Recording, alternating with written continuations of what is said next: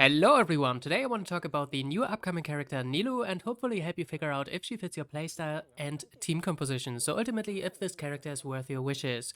First I will go over the skill kit and talk about some build ideas, and in the later half I'll get into synergies with other characters and team compositions. Her normal attacks aren't anything too special, so let's skip straight to the elemental skill. She has the option to trigger 2 different dances after performing 3 dance steps. Option 1, she is unable to do charged attacks and her normal attacks trigger Hydro Sword techniques for 8 seconds. Option 2, she creates a water wheel around your active character for 12 seconds, similar to Barbara's elemental skill for example. How do you choose which state to enter? After pressing the elemental skill, you can choose to perform 3 normal attacks to enter the first state called Sword Dance. To enter the second state, you only do 2 normal attacks and then press the elemental skill again to activate Whirling Steps instead. For the elemental burst skill, it's simple, it just deals hydro damage and applies lingering eons, which deal another instance of delayed hydro damage.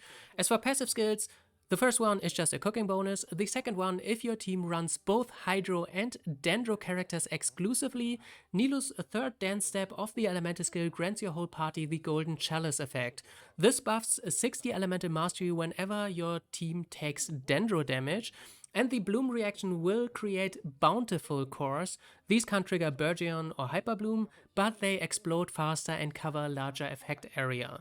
And the last passive is, these bountiful cores do 7% more damage for every 1000 HP above 30k that Nilou has. Nilou's elemental skill sounds a little complex, but essentially it means you can choose to have her deal on-field damage or off-field damage, which means she can be both a main DPS or a sub DPS. As for the build, it's gonna be a standard HP scaling DPS build like this Yelan for example. As for weapon options, you probably consider yourself very lucky if you still have the Festering Desire from patch 1.2. It honestly feels like this weapon is made for her.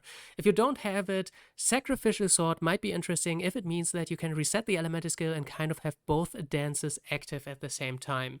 And if you don't want to use that, the Harbinger of Dawn honestly seems really good because it provides a lot of crit rate and crit damage, and it's a 3-star weapon with a low base attack, but as an HP scaling character, Nilou doesn't really care about it, and she has naturally that high HP that it won't be too hard to, even if you get hit, maintain the effect.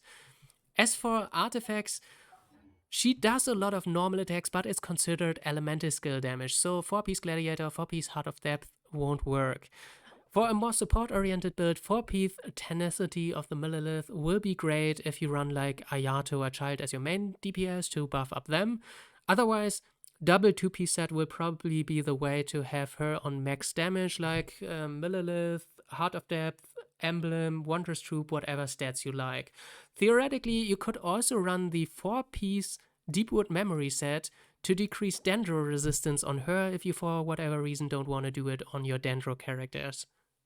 As for teams, I mean, they pretty much force the double Dendro, double Hydro team for double resonance, so I assume that's exactly what you want to do with her, otherwise both of her passive skills are pretty much worthless.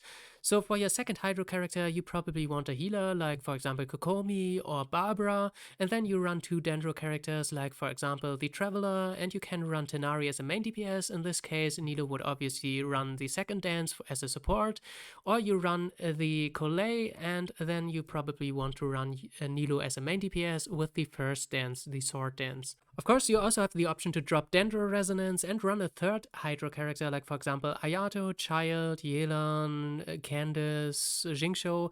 I don't like Mona too much because it's very burst heavy with her elemental burst skill, and I think this team is more about sustained damage, so she probably won't do too much here.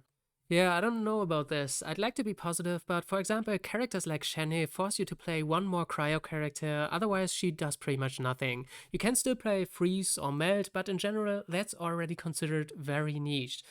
Now for Nilou, being restricted to 2 elements and a single elemental reaction sounds a little crazy. You might get bored of her really fast if this is all she does. To be fair, you can probably play her on other teams, but you would have to sacrifice a big part of her skill kit. Alright, we made it to the end. I hope this was somewhat helpful. Nilou seems interesting, but maybe she's ultra niche. I'll get her and try her out, so stay tuned for that. Until then, have fun and bye bye.